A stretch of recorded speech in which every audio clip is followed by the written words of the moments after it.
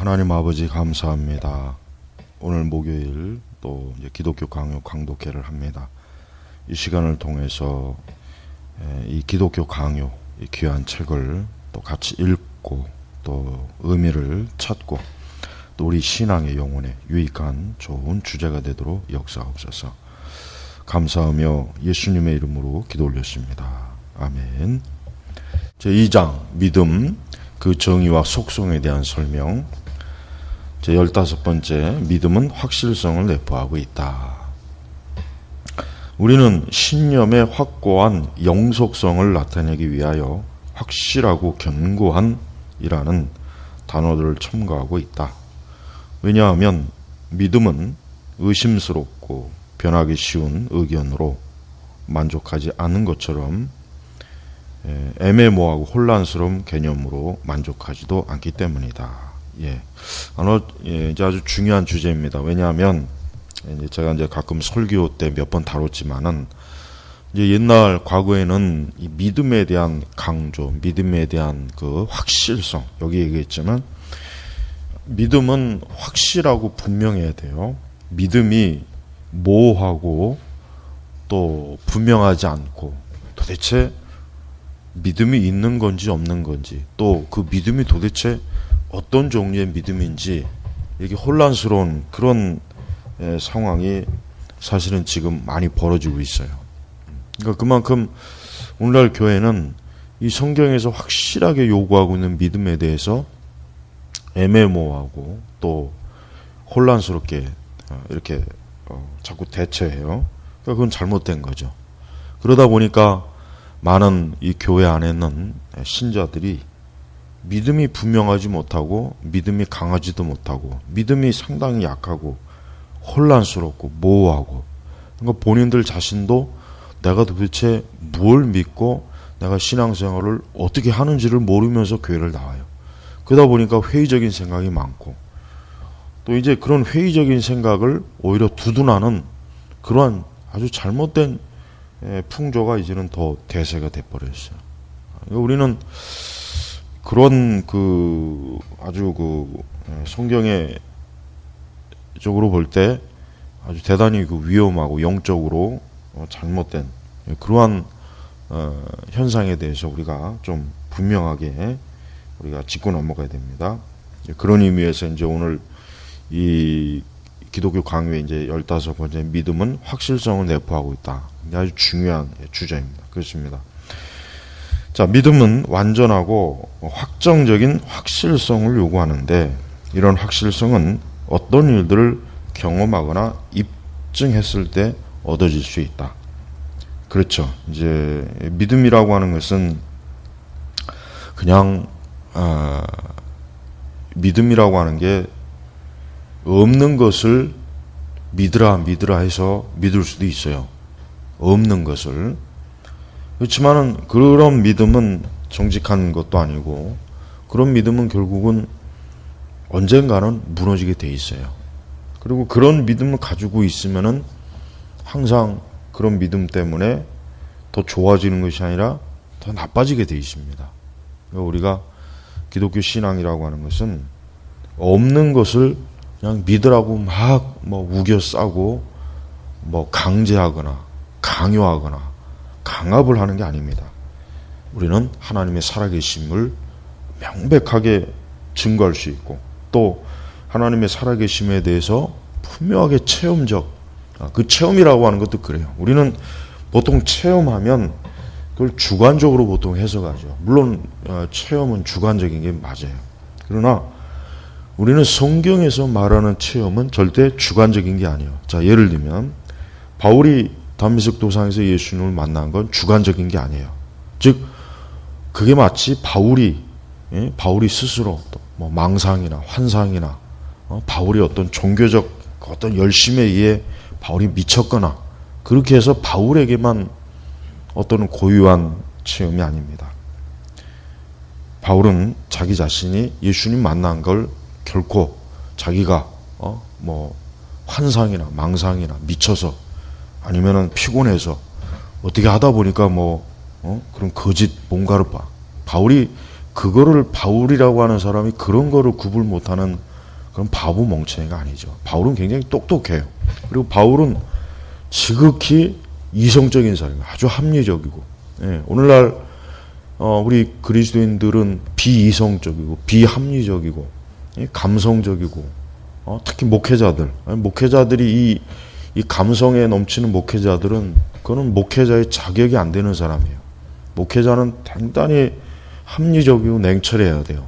그러면서 하나님의 진리에 대한 확실함에 믿음을 가지고 있는 사람이 목회자가 돼야지. 오늘날 목회자들은 비합리적이고 아주 감성적이고 감정적이고 툭하면 눈물 찔찔 흘리고 툭하면 자기 혼자 감동해가지고 미쳐서 열광에 빠지고 두 손 들고 막 찬양하면서 소리 지르고 그건 미친놈들이에요. 그거는 여러분 우리가 성경의 선지자나 사도들은요 굉장히 냉철한 사람이에요. 그 사람들은 굉장히 어떻게 보면은 우리보다 훨씬 더 우리 시대 사람들 훨씬 더 과학적이고 아주 뛰어난 사고력을 가지고 있는 사람이에요. 그러니까 우리는 성경에 있는 그 하나님의 사람들이 개인적 주관적인 종교적인 체험에 그들이 속아서 하나님을 믿은 게 아닙니다. 그들이 그런 것도 구분 못하는 바보가 아니에요. 오히려 오늘날 은사주의자들이나 이 잘못된 신비주의, 경건주의, 영성주의에 빠진 사람들은 그들의 거짓 체험에 자기가 속아가요. 그들의 거짓 체험에 자기가 속아서 그 속인 게 마치 진리인 양 설교하잖아요. 가르치잖아요. 그러니까 누가 진짜 정신 나간 사람이에요. 누가 진짜 더위 먹은 사람입니까?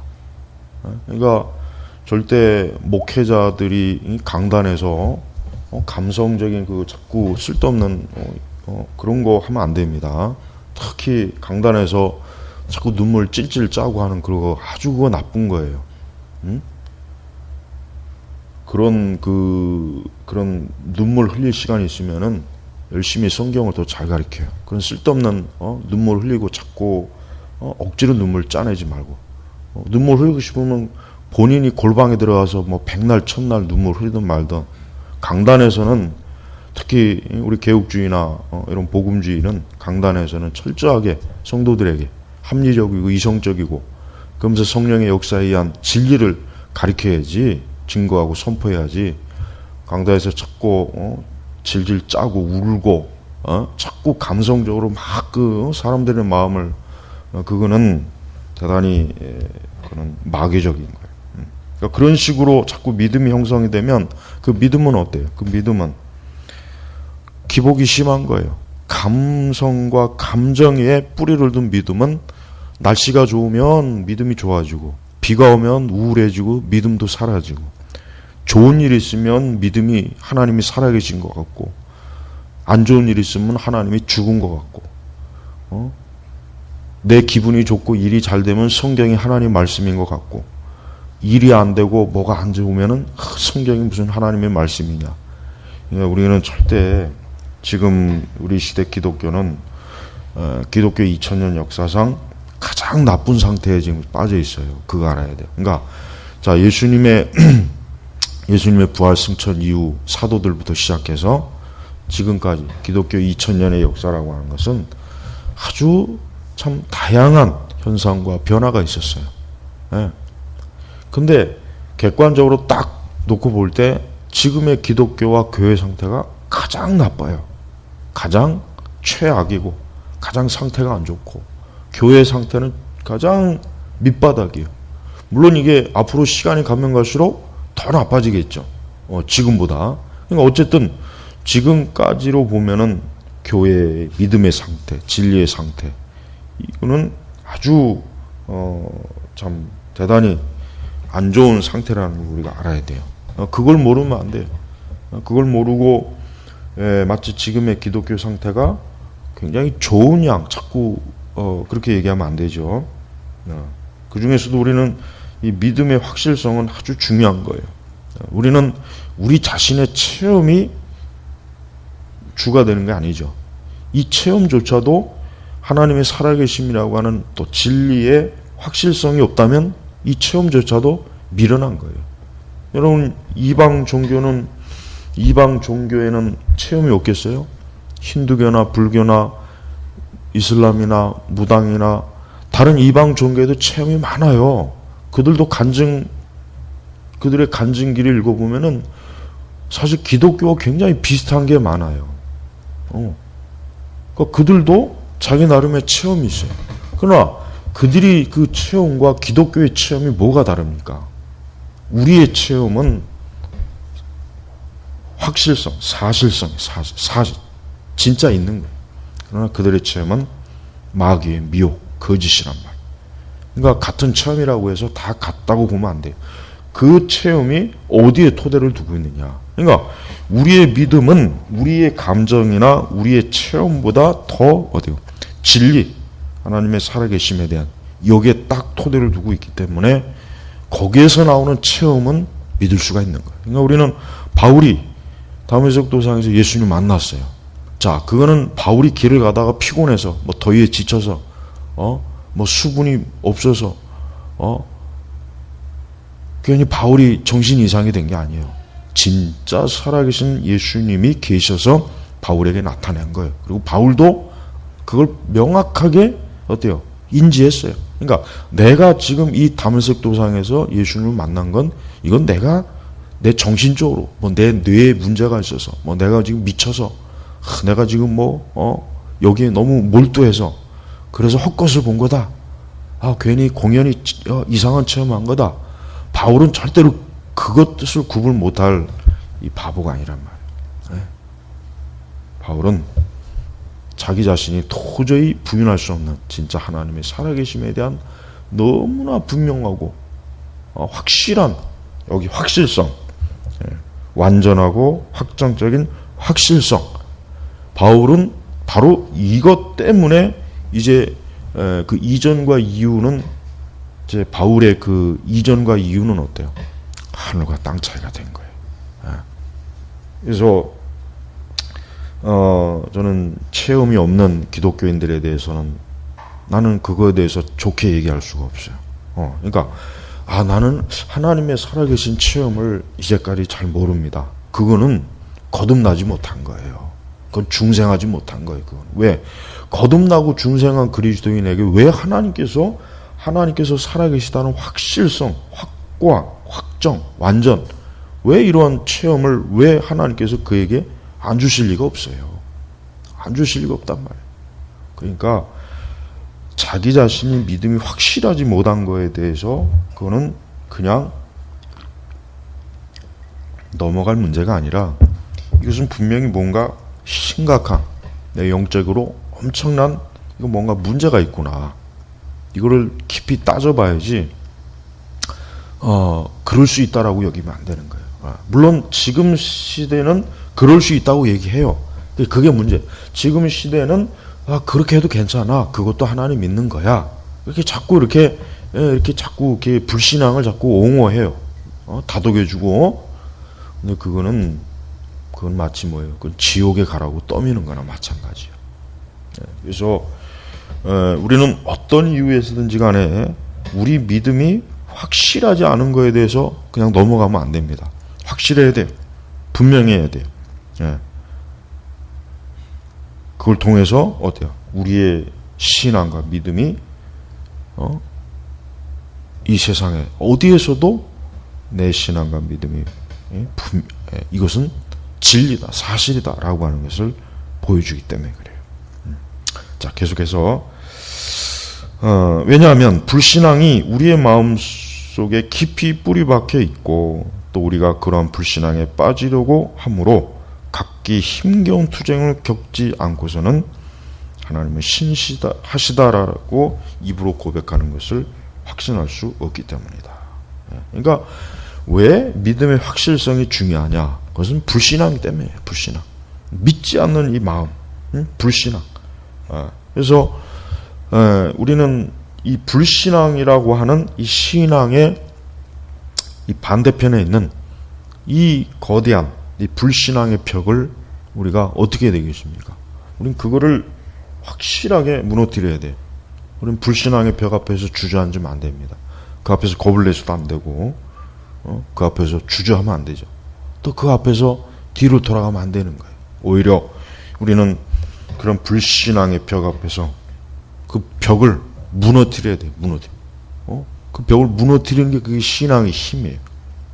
그래서 참된 신앙은 자꾸 그런 불신앙의 벽이 나타날 때 그걸 피하거나 그걸 피해서 뒤로 돌아가거나 다른 쪽으로 가지 말고 정면으로 그 불신앙 확 부딪혀서 그 불신앙을 반드시 무너뜨려야 되는 거예요. 그게 우리의 신앙의 역동성, 확실성이에요. 그러니까 지금의 교회들은 그러한 확고한 신앙의 확실성을 자꾸 신자들에게 가르치기보다는 자꾸 불신앙의 벽 앞에서 어때요? 다른 길로 가라. 다른 길로. 다른 길로 가. 쉬운 길로 있으니까 다른 길로 피해서 가라. 하지만 불신앙의 벽이라고 하는 것은 피한다고 해서 피할 수 있는 게 아니라 그것은 끝까지 따라다닌단 말이에요. 그래서 우리가 하나님에 대한 이 확실성, 믿음의 확실성은 우리 신앙에 굉장히 중요한 겁니다. 특히 사람들은 현실에 직면할 때, 그렇죠. 이게 정확하게 나오죠. 현실에 직면하게 될 때 이리저리 흔들리면서 그 숨은 약점이 드러나게 된다. 그렇죠. 믿음이라고 하는 게 결국은 현실이라고 하는 그 앞에서 아무런 힘도 못 쓰고 그냥 수증기같이 안개같이 사라져버린다면 그 믿음이 무슨 필요가 있겠어요. 그딴 놈의 믿음을 뭐하러 가지고 있겠냔 말이에요. 그 쓸데없는 믿음은. 우리는 어떤 일이 있어도 우리의 기독교 신앙과 믿음은 그러한 허무하고 현실이라고 하는 그 앞에서 그냥 주저앉아버리는 한순간에 사라져버리는 그런 안개 같은 그런 게 아니에요. 오히려 믿음은 어때요? 현실을 지배하고 현실을 뛰어넘는 거예요. 그래서 히브리서 11장에 그 많은 신앙의 사람들이 보면 그 시대 어때요? 그 현실 속에서 하나님을 믿고 하나님을 의지하고 하나님과 함께한 그 믿음의 역사를 거기서 보여주고 있잖아요. 근데 지금은 이런 현실 앞에서 그 믿음이라고 하는 게 어때요? 다 무너져요. 그렇게 뭐 믿음이 강한 척하고 그렇게 뭐 믿음이 있는 척 막 교회 안에서 별쇼 다 하는데 밖에 나가면 그 현실 앞에서 그냥 다 녹아 없어져요. 보이지도 않아요. 그러니까 그런 사람들이 아무리 이 세상에 많아봐요. 무슨 소용이 있겠어요. 아무짝에 소용이 없는 거예요. 그건 바퀴벌레 같은 거예요. 바퀴벌레는 평생 많아봐요. 뭐 하겠어요. 바퀴벌레는 없는 게 좋은 거예요. 그러니까 현실 앞에서 그 믿음을 제대로 드러내지 못하는 그런 거짓 신자들은 없는 게 더 좋은 거예요. 교회에. 그런 것들 많아봐야 아무 소용이 없단 말이에요. 아무 소용이. 자, 그리고 성령께서 그와 같이 주목할 만한 칭호들을 사용하여 말씀의 권위를 높이시려는 것에는 그럴 만한 이유가 있다. 성령께서는 내가 앞서 언급했던 병을 고쳐주려고 하시며 그렇게 함으로써 우리로 하여금 하나님의 약속들을 온전히 믿을 수 있게 하신다.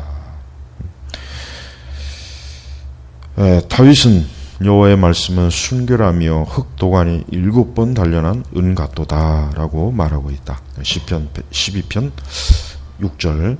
마찬가지로 여호와의 말씀은 정미하니 저는 자기에게 피하는 모든 자의 방패시로다. 도기 솔로몬은 더욱 동일한 말로 바로 이러한 생각을 확증하고 있다. 즉 하나님의 말씀은 순전하며, 근데 시편 119편 거의 모두가 이 점에 대해 증거하고 있기 때문에 더 이상 다른 구절들을 열거할 필요가 없다. 분명히 하나님께서는 그의 말씀을 우리에게 권하실 때마다 간접적으로 우리의 불신앙에 대해 책망하신다. 이는 그가 우리의 마음으로부터 왜곡된 의심들을 뿌리빼 부르는 것 이외에 다른 의도를 가지고 계시지 않기 때문이다. 그렇습니다. 하나님께서는 인간이 본래적으로 항상 이 불신앙이 강하고 이 불신앙의 뿌리가 깊은 걸 아시기 때문에 우리가 이 하나님의 말씀을 온전하게 믿는 걸 하나님께서는 굉장히 중요하게 여기고 그 일을 위해서 부지런히 우리에게 믿음을 심어주려고 이와 같이 여호와의 말씀, 하나님의 말씀, 이와 같은 말씀을 성경에 계시한 이유가 바로 이런 이유 때문에 그러는 거예요. 그러니까 우리는 우리 안에 이런 의심들, 불신앙의 뿌리를 뽑아야 돼요. 이걸 자꾸 뿌리를 뽑으려고 해야지 그 뿌리를 키우면 안 돼요. 그 뿌리를 자꾸 키우려고 하는 짓을 하는 그런 그 어리석은 짓을 많이 하고 있는데 그거는 영적으로 대단히 안 좋은 것입니다. 또한 하나님의 자비하심에 대해 생각하면서도 거기에서 거의 위로를 받지 못하는 사람들이 많이 있다. 그들은 하나님께서 자신들에게 자비를 베풀어 주실까를 의심하면서 동시에 비천한 불안에 시달리고 있다. 왜냐하면 그들은 하나님의 긍휼하심을 완전히 확신하는 것 같이 보이지만 그것을 너무나 좁은 범위 속에 국한시키기 때문이다.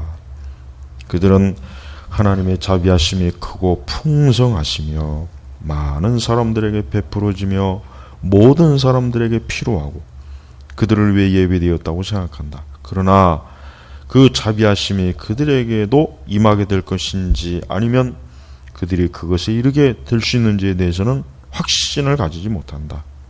이러한 추측적인 생각은 중간에서 멈추게 되면 거기에서 끝나고 만다.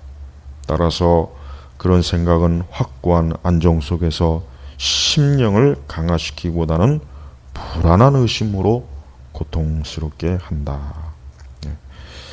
우리가 이 하나님의 자비하심, 긍휼하심, 하나님의 은혜, 하나님의 사랑 이런 것들이 우리의 심령을 안정시켜야 되는 거예요. 사실은 그런데 그렇지 못하고 오히려 그런 하나님의 이런 놀라운 은혜를 제대로 믿지 못해서 그냥 오히려 다 불안해하고 의심하고 자기의 심령에 고통을 받고 그러니 얼마나 참 힘들겠어요.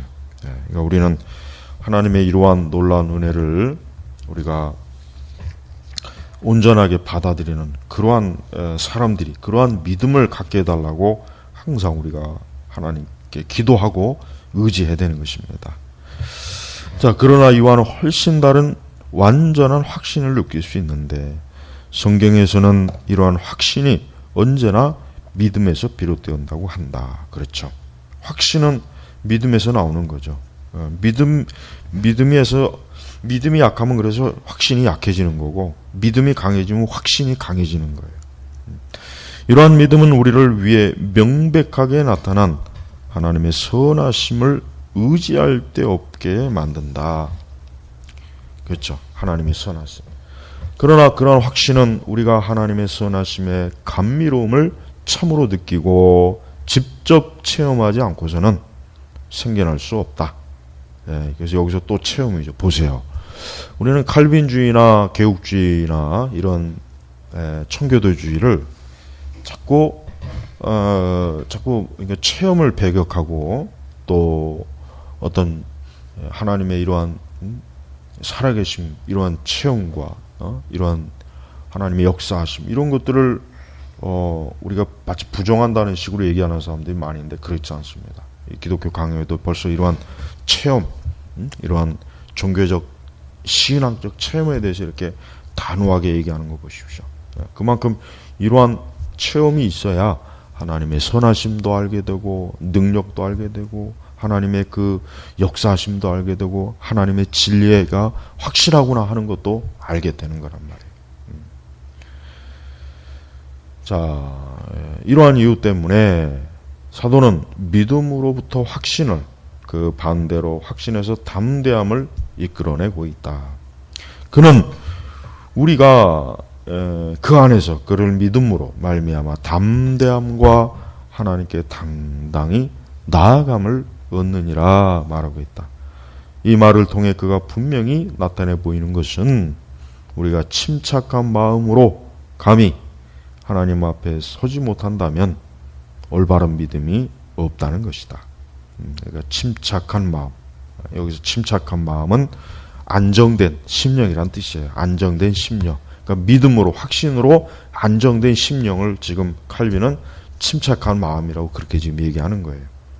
그러니까 항상 우리가 하나님을 이렇게 온전히 믿고 의지하고 확신과 믿음이 강할 때 우리의 마음은 안정이 되는 것이고 불안함과 두려움이나 염려에 사로잡히지 않고 그게 올바른 믿음이 되는 겁니다. 이러한 담대함은 오직 하나님의 선하심과 구원을 참으로 확신할 때만 생겨난다. 그렇죠. 이것이 너무나 참되기 때문에 믿음이란 말은 확신의 의미로 많이 사용한다. 그러니까 믿음과 확신, 이게 이제 서로 통용된다 이거죠. 그래요. 우리는 갈수록 믿음 또 확신이 부족한 시대에 지금 살고 있어요. 가면 갈수록 우리 믿는 성도들이, 하나님을 믿는 이들이 하나님에 대한 확신과 믿음이 자꾸 적어져요. 그러다 보니까 점점 더 세상과 죄와 마귀와 어리석은 불신앙의 늪에 자꾸 빠져요. 그러다 보면 얼마나 큰 참 해를 입습니까? 그래서 우리는 믿음, 확신, 이러한 주제들에 대해서 우리가 이번 기회를 통해서 더 많이 바르게 알고 자기 자신이 좀 하나님을 온전히 확실히 좀 믿는 그러한 영적 상태, 그러한 안정된 심령을 하나님께 구하고 그러한 심령으로 우리가 신앙생활하고 우리가 이 현실이라고 하는 세상에서 그러한 신앙과 확신과 안정된 심령을 통해서 하나님을 쫓아가는 거예요. 따라가는 거예요. 자, 오늘은 여기서 좀 마치겠습니다. 기도하겠습니다. 하나님 아버지, 우리에게 믿음의 확실함과 담대함을 주시고 안정되고 고요한 심령으로 주여 요란하고 시끄럽고 죄악이 가득한 이 세상, 이 현실에서 그리스도를 온전히 따를 수 있는 하나님의 자녀들이 되도록 이끌어 주옵소서. 예수님의 이름으로 기도 올렸습니다. 아멘.